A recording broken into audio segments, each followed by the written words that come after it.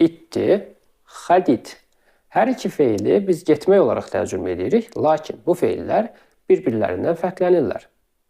İtti feilindən hərəkət hal-hazırda baş verirsə və hərəkətin bir istiqaməti varsa istifadə edirik. Məsələn, я иду на работу. Mən işə gedirəm. Yəni bu proses hal-hazırda baş verir. Və yaxud da ki, ты идешь в магазин. Sən mağazaya gedirsən. Он идет в школу. O məktəbə gedir. Она идет домой. O evə gedir. Мы идем в парк. Biz parka gedirik. Вы идете в кино. Siz kinoya gedirsiniz. Они идут в университет. Onlar universitetə gedirlər. Yəni bu hərəkətlər hal-hazırda baş verir. Xadid feilindənsə geniş zamanda baş verən hərəkətləri bildirmək üçün istifadə edirik. Məsələn, я хожу на работу каждый день. Mən hər gün işə gedirəm. Artıq каждый день idu deyə bilmərik. Çünki nədir? Xadid feilində hərəkət təkrarlanır. Və yaxud da ki, ты ходишь в спортзал по вечерам.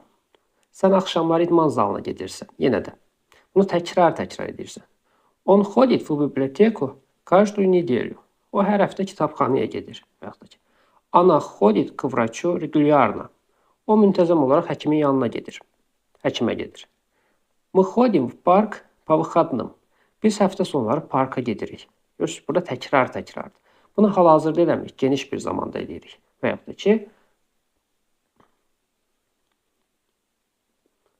Вы ходите на курсы английского. Siz ingilis dili kursuna gedirsiniz. Yəni, ora abunə olmuşsunuz və daimi olaraq ora gedirsiniz. Они ходят в университет по утрам. Onlar səhərləri universitetə gedirlər. Yenə də təkrar eləyirlər. Və bu köməkçi sözlərin işlənməsi də vacib deyil. Məsələn, 2 dənə situasiya götürək. Он идет на тренировку. O məşqə gedir. Burada nə başa düşürük? O çantasını toplayıb və məşqə gedir bu dəqiqə. Hərəkəti icra edir. Amma desək ki, on ходит на тренировку. Burada nə başa düşürük? Yəni o məşqə yazılıb və davamlı olaraq məşqə gedir. Deməli, xadid feili davamlı olaraq getmək, itti feili isə hal-hazırda getmək olaraq dilimizdə çevrilir. Azərbaycan dilində bu cür zaman anlayışı olmadığına görə bu mövzunun başa düşülməsi biraz çətinlik yarada bilər. Lakin bu ingilis dilindəki zamanlarla bənzərdir.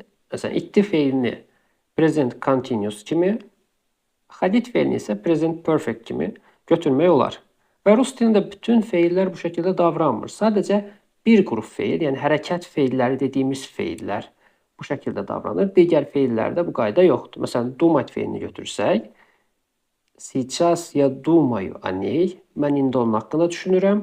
Я всегда думаю о ней. Mən həmişə onun haqqında düşünürəm. Burada eyni